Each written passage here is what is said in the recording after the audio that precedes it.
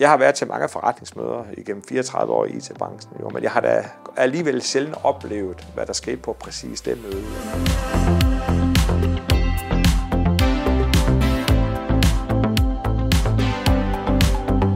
Ret hurtigt går det jo op for alle, der er inde på mødet, at der er bare et mega godt samspil her. Og det er jo både på, hvad kan man sige, forretningsforståelsen, men det er også på hele det tekniske. Så selvom vi havde andre meget dygtige hoster inde, så var man faktisk allerede på første møde ikke i tvivl om, hvilken vej man egentlig skulle gå. Og her er det så Cloud Factory, som er vores underleverandør i alt, hvad der har med IaaS at gøre.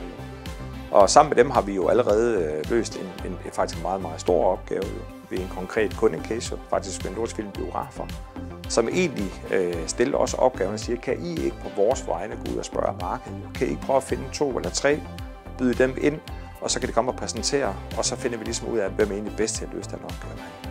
Og der brugte vi for eksempel Cloud Factory, som vi så i dag har et meget, meget tæt samarbejde med, lige præcis omkring Nordisk Film Biografer. Og helt konkret omkring IaaS, omkring hosting, omkring co-location osv. Jo. Der er jo mange ombud, det må vi jo indrømme, jo. Det er der, og vi har også relation til mange derude. Jo. Men lige præcis Cloud Factory har bare gjort en stor forskel for os, jo. Fordi de er så jordnære, og de er så kompetente, fordi hvis man kan snakke om noget om magi opstår, så er det præcis det, der skete jo.